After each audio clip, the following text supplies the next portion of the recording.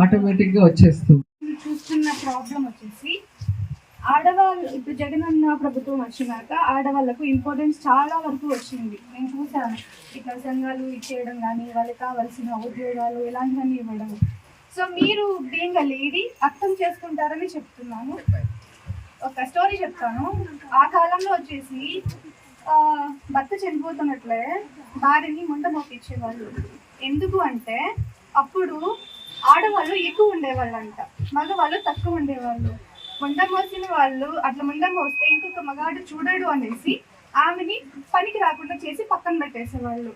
ఎందుకంటే మిగతా పెళ్లి కాని వాళ్ళు జీవితం అనుభవించాలా, సంతోషంగా ఉండాలి, ఇంకా మగాళ్ళు ఇంకా ఉన్నారు అనేసి. అది అప్పుడు యాక్చువల్లీ. ఇప్పుడు అదే సాంప్రదాయంగా కొనసాగుతోంది. ఉంది. నేను కర్ణాటకలో ఉంటాను, బెంగళూరులో. అక్కడ మొగుడు చనిపోతే ఆ ముండ మోపిని ముత్తైదులా చూస్తారు. ప్రతి ఫంక్షన్ కి చూస్తారు. నేను చూసాను, అక్కడ చూస్తారు. అదే పద్ధతి మనం ఎందుకు తెచ్చుకోకూడదు కదా? పల్లెల్లో వచ్చేసి అలా లేదండి. చనిపోయిన తర్వాత ఆ అమ్మాయి బొట్టు తీసేసి పూలు తీసేసి ఏదో మెట్ల సంతి కోసం అవుతుందండి. మీరు పెద్ద పైన హై లెవెల్ ఉన్నారు కాబట్టి ఒక చట్టం చేసుకొస్తే మళ్ళీ మా అత్త కానీ నా ఆడబిడ్డ కానీ అలాంటి వాళ్ళు ఎంతో మంది ఉన్నారు. నేను కానీ హ్యాపీగా ఉంటారు. ఒకటి జీవితం బతికే వాళ్ళు చాలా మంది ఉన్నారు. వాళ్ళ పైన నలుగురు ఏమనుకుంటారు అనేసి అన్ని చేసి బతుకుతాను. మా అమ్మ నేను ఎదుగురికి అన్నాను కదా, నవ్వుతున్నారు అందరూ.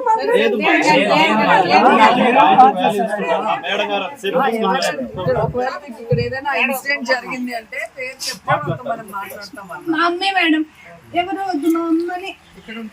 లేదు, తను బెంగళూరులోనే ఉంటారు.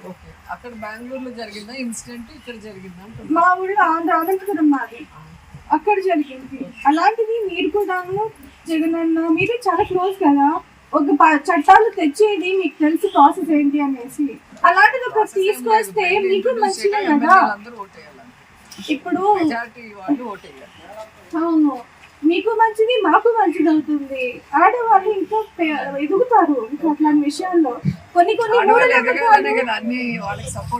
మూఢనమ్మకాన్ని వెనుక పెట్టాలనేసి నేను ఒక ఉద్దేశంతో నేను మీకు చెప్పాను. నేను ఇంతకుముందు పొలిటీషియన్ ఎప్పుడు మాట్లాడింది లేదు, కానీ మీరు ఒక సెలబ్రిటీ, ఒక అమ్మాయి కాబట్టి అర్థం చేసుకుంటారనేసి నేను చెప్పాను.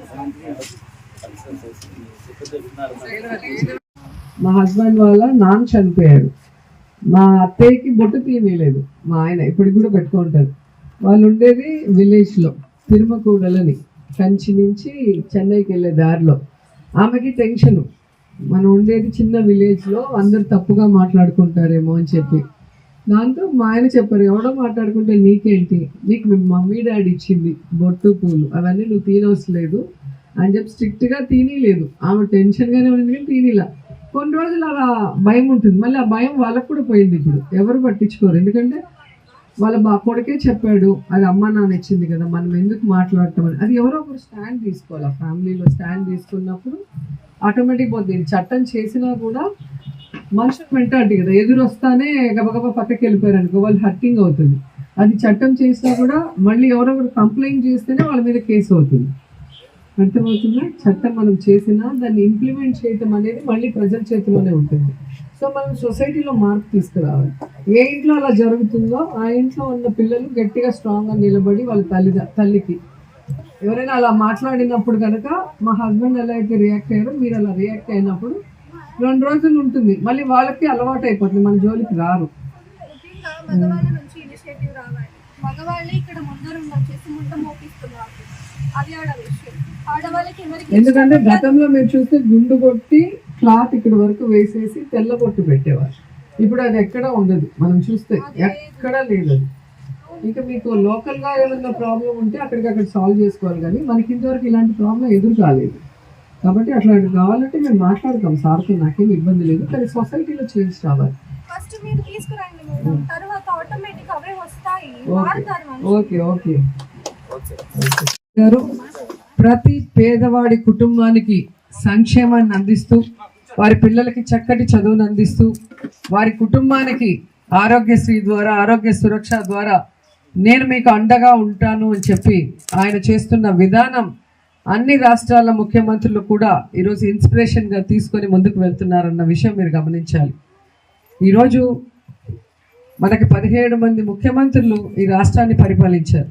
కానీ 17 మంది చేయలేని ఎన్నో గొప్ప గొప్ప పథకాలని అభివృద్ధి కార్యక్రమాలని జగన్మోహన్ రెడ్డి గారు మాత్రమే చేయగలిగారు. మీరు కోవిడ్ సమయంలో చూసుంటారు, పక్కనే తమిళనాడు ఉంది, తెలంగాణ ఉంది, కర్ణాటక ఉంది. కనీసం మనుషులు ఏమైపోతున్నారో కూడా ఎవ్వరు పట్టించుకోలేదు. ఎవరికి టెస్టింగ్లు చేయలేదు ఫ్రీ ఆఫ్ కాస్ట్, ఎవరికి వ్యాక్సినేషన్ లేదు, ఎవరికి కోవిడ్ సెంటర్ లేదు. ఒక ఏపీలోనే కోవిడ్ సెంటర్లు పెట్టి ఏ విధంగా టెస్టింగ్లు ఇంటింటికి వచ్చి చేశారు. మీకు వాలంటీర్స్తో పాటు ఏఎన్ఎంలు ఆశా వర్కర్లు వచ్చి ఇంటింటికి మీకు చేసి వచ్చిన వాళ్ళని కోవిడ్ సెంటర్లో పెట్టి వారికి పౌష్టికమైన ఆహారాన్ని మెడిసిన్స్ ఇవ్వటమే కాకుండా ఆ తర్వాత అందరికీ కూడా వ్యాక్సినేషన్లు ఫ్రీ ఆఫ్ కాస్ట్తో వేసి ఏ విధంగా మనల్ని కాపాడుకున్నారో మీరు అందరూ కూడా గమనించారు. అలాగే మీరు చూస్తే ప్రతి గ్రామంలో కూడా ప్రతి ఇంటికి వెళ్ళి ఎంతమంది ఉంటే వెల్ఫేర్ స్కీమ్స్ అంతమందికి ఎలిజిబిలిటీ ఉన్న వాళ్ళకి సచివాలయ వాలంటీర్ వ్యవస్థ ద్వారా తీసుకొచ్చారు. గతంలో అయితే మండల ఆఫీసుల చుట్టూ తిరగాలి, లేదా నియోజకవర్గ స్థాయి నగరికి వచ్చి మీరు తిరగాల్సిన పరిస్థితి ఉండేది.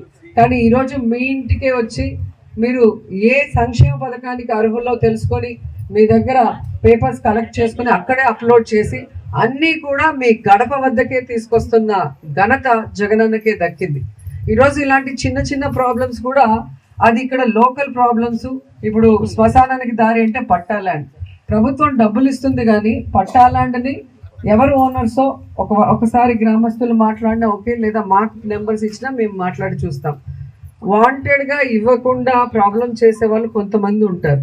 కానీ గ్రామం కోసం మంచి మనసుతో డబ్బులు ఇస్తున్నారు కదా ఇచ్చేద్దాంలే కొంచెం ప్లేసే అనుకునే వాళ్ళు కూడా ఉంటారు. So will try for that. అది కాకుండా ఇప్పుడు ఏదైతే ఆక్యుపై చేసుకొని పంచాయతీ రోడ్డు అంటున్నారో ఆక్యుపై చేసుకుంటే దాన్ని మనము కలెక్టర్ చెప్పి జేసీకి చెప్పి వాళ్ళని రమ్మని చెప్పి సర్వేయర్ని చెప్పి మార్కింగ్ చేసి కావాలంటే మనం దారి వేసుకోవచ్చు, దానికైతే ప్రాబ్లమే లేదు. మూడోది వాటర్ అంటున్నారు. సో మనకున్న వాటర్ ఉప్పు నీళ్లు కాబట్టి మనకి తమిళనాడు బార్డర్లో అక్కడ ఉన్న ఎమ్మెల్యే గారితో మాట్లాడతాం, చంద్రన్ గారితో. వాళ్ళు ఓకే అంటే ఆ పైప్ లైన్ నుంచి లాక్కుందాం, ఒక పైప్ లైనే వెయిట్ చేస్తాం మేము ఇంటింటికి ట్యాప్స్ వేసి. లేదు అంటే మీకు బోర్ వేసేదానికి వాళ్ళు పర్మిషన్ ఇచ్చినా కూడా బోర్ వేసి పైప్ లైన్ లాగిస్తాం. లేదు అంటే అప్పుడు ఆర్వో ప్లాంట్ గురించి ఆలోచిద్దాం. సో మీరు అడిగిన మూడింటికి ప్రాబ్లమ్స్లో 2 సాల్వ్ చేయగలిగింది. ఒకటైతే కొంచెం టఫ్, ట్రై చేస్తాం. ప్రకాష్ని పెట్టుకొని మాట్లాడతాను నేను కూడా, తనకు కూడా తెలియాలి కదా. సో మీకు కూడా తెలుస్తుంది, అర్థమవుతుంది, కూర్చోబెట్టి వాళ్ళు వచ్చినప్పుడు మాట్లాడిస్తాం. సో ఇంకేమైనా ఉన్నా కూడా ప్రభుత్వం తరఫున అయితే పార్టీలు కులం మతం చూడకుండా ఎలిజిబిలిటీ క్రైటీరియా, పేదవాడు అంటే చెయ్యాలన్న బాధ్యత మేమందరం కూడా జగనన్న మాటని శిరసావిస్తూ పనిచేస్తూ ముందుకు వెళ్తున్నాం. కాబట్టి ఎవరు అనుమానాలు పెట్టుకోని అవసరం లేదు. ఒకవేళ మాకేమన్నా కావాలని ఆపేశారని అలాంటిది ఎక్కడ కూడా ఉండదు. మనకి ఇచ్చే సర్టిఫికెట్స్లో టైం లేట్ అయితే తప్ప ఎవ్రీ 6 months ఉంటుంది. ఆ 6 months టైం వాళ్ళు అడిగితే చెప్తారు. ఏ పథకాలైనా కూడా దానికి ఎలిజిబిలిటీ వచ్చిన వాళ్ళందరినీ కూడా ఆ 6 monthsలో కలెక్ట్ చేస్తారు. కొత్తవి చేసిన తర్వాత 6 months అవగానే వాళ్ళకి ఆటోమేటిక్గా అవన్నీ వచ్చేస్తాయి. ఆసరా కానీ, చేయూత కానీ, లేదా పెన్షన్ కానీ, ఏదైనా కూడా. సో దానివల్ల మీరు ఎవరు కూడా అనుమానం పెట్టుకోని అవసరం లేదు. ఏదున్నా కూడా మా వాలంటీర్ చెప్పినా ఓకే, లేదా మీ పంచాయతీ సెక్రటరీ ఉంటారు, వాళ్ళంతా మెరిట్ బేసిస్లో వచ్చిన వాళ్ళే. ఎవరికి ఇన్ఫ్లుయెన్స్ చేసినా కూడా వాళ్ళు మారు, వాళ్ళు సర్వీస్ ఓరియంటెడ్గానే ఉంటారు. వాళ్ళ దగ్గర మీరు చెప్పినా కూడా మీ పంచాయతీ పరిధిలోనే ఉంటుంది కాబట్టి సచివాలయం, మీరు అడిగినా వాళ్ళు ఖచ్చితంగా మీకు చెప్తారు. అలా ఏదైనా అనుమానం ఉంటే నాకు మెసేజ్ చేస్తే నా నెంబర్ ఇచ్చి వెళ్తాను. ఎప్పుడు నాకు మెసేజ్ చేసినప్పుడు నేను ఇమీడియట్గా రిప్లై చేసి మీ సమస్యలు దూరం చేయడానికి రెడీగా ఉన్నానని కూడా చెప్తున్నాను. అండ్ ఈరోజు May 13th ఎలక్షన్స్ ఉన్నాయి.